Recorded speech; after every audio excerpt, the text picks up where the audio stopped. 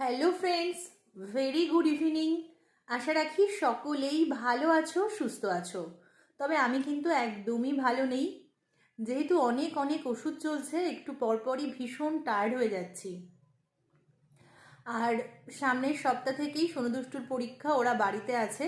ভেবেছিলাম এই পরিস্থিতিতেও সব কিছু সামলে নিতে পারবো, রান্নাবান্নাও করতে পারবো, কিন্তু সেসব আর কিছুই করতে পারছি না। ওদের ধকলটুকুই নিতে পারছি না।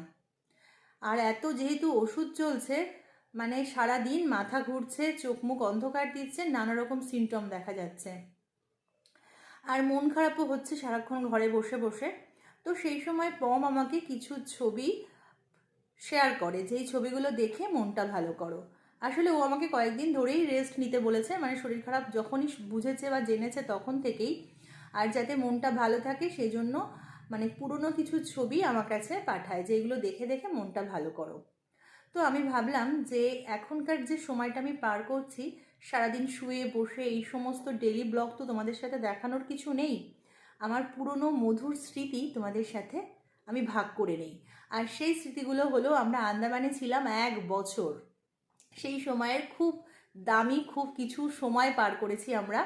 সেই সময়টাই ভাবলাম গল্প করে তোমাদের সঙ্গে আমি সুন্দর করে পরিবেশন করি। আরও একটা জিনিস শেয়ার করি, আমার একজন সাবস্ক্রাইবার দিদি নন্দনা মুখার্জি, উনি আমার সুস্থতা কামনা করেছে, আমার খুবই ভালো লেগেছে।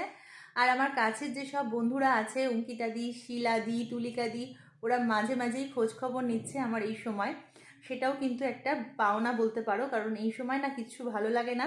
কাছের মানুষজন খোঁজখবর নিলে তখন কিন্তু মনটা ভালো লাগে। তো চলো, সেই সময় তো আর ব্লগ করব বলে ভাবিনি, তাই কোনো ভিডিও ক্লিপ সেইভাবে নেই। অল্প কিছু ভিডিও আছে। আর পম যেহেতু ছবি তুলতে ভালোবাসে, তাই আছে অনেক অনেক ছবি। তোমরা যদি চাও বা তোমাদের কাছ থেকে যদি সেইভাবে আমি ভালোবাসা পাই, সেই ছবিগুলোই আমি শেয়ার করব। তো চলো, আজকে থাকলো মানে পুরো ঘোরার এক একটা গল্প করে তোমাদের কাছে নিয়ে আসবো। তবে আজকে মানে অনেক অনেক ছবি মিলিয়ে অল্প কিছু অংশ তোমাদের সঙ্গে নিয়ে আসছি, এবং চলো সেগুলোকে শেয়ার করি। আমি ভেবেছি পুরো আন্দামানের এক একটা দিকের গল্প তোমাদের সাথে এক একটা ভিডিওতে শেয়ার করব। যেমন ধরো হ্যাবলক, নীল, সেই ভিডিওগুলো আমি এক এক দিন করে নিয়ে আসব। আর আজকে এনেছি সবগুলো মিলিয়ে মিশিয়ে অল্প কিছু ক্লিপস।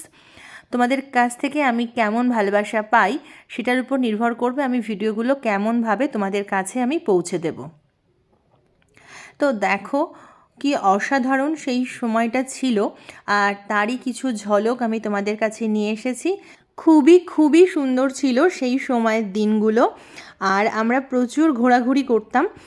একটা বছর আমরা ছিলাম সেখানে, পম আরও কিছুদিন বেশি ছিল, আমি আর সোনু ছিলাম একদম পাকা 1 বছর। আর সেই সময়ের ব্যাগ ভর্তি অনেক অনেক স্মৃতি আছে, সেগুলোই তোমাদের কাছে পৌঁছে দেব একটা একটা করে গল্পের মাধ্যমে। বেড়াতে যাওয়ার আগে মানে আন্দামানে যাওয়ার আগে পম ডিএসএলআরটা কিনেছিল। ওর ভীষণ ক্যামেরার শখ আর ছবি তোলার শখ। আর যে ছবিগুলো দেখতে পাচ্ছ সবগুলোই কিন্তু ওই ক্যামেরাতেই তোলা, এই জন্যই ছবির কোয়ালিটি ভীষণই ভালো। তো চলো সেই সব ভালোবাসার দিনগুলো তোমাদের কাছে আমি ফিরিয়ে দিচ্ছি আজকে ছোট ছোট গল্পকারে। তো কেমন লাগে অবশ্যই জানিও।